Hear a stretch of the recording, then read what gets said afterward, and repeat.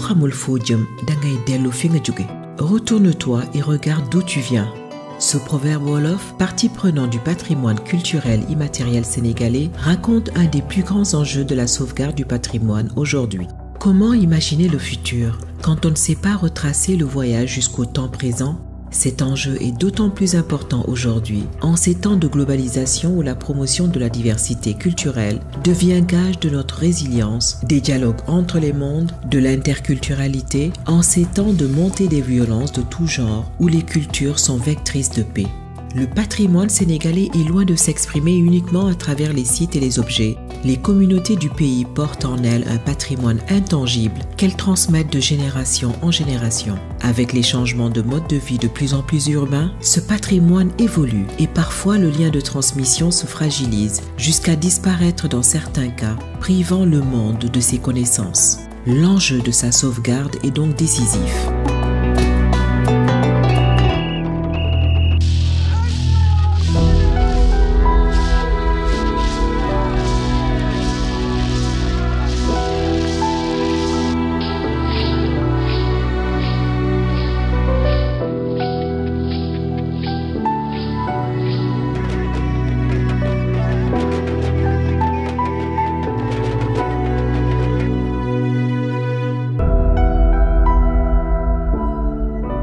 Le patrimoine immatériel, c'est ce patrimoine transmis de génération en génération. C'est un patrimoine traditionnel, contemporain et vivant à la fois.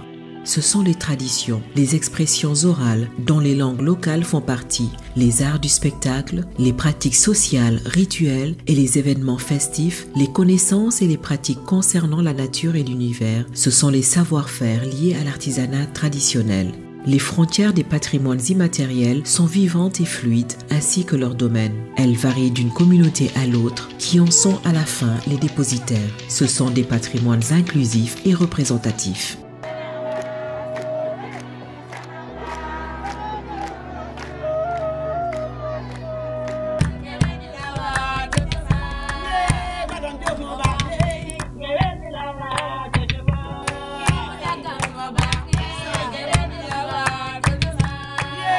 Le patrimoine culturel immatériel est infini, il est vivant, il évolue. La liste représentative nationale du Sénégal est à cette image, inclusive et évolutive. Ce n'est pas une liste qui vise à être gravée dans la pierre. Les communautés, les acteurs de cet inventaire, sensibilisés aux enjeux d'identification et de sauvegarde du patrimoine culturel immatériel, pourront à leur tour transmettre aux générations futures à la mémoire collective et faire évoluer cette liste.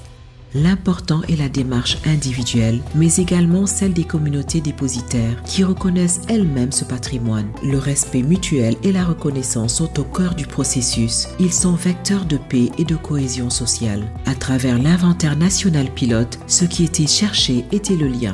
Lien entre les communautés, lien de l'historicité, lien générationnel. Le processus de l'inventaire du patrimoine immatériel n'est pas un retour au passé, mais un recours au passé pour faire le pont avec le présent et le futur. Il participe aux identités culturelles de l'humanité tout entière.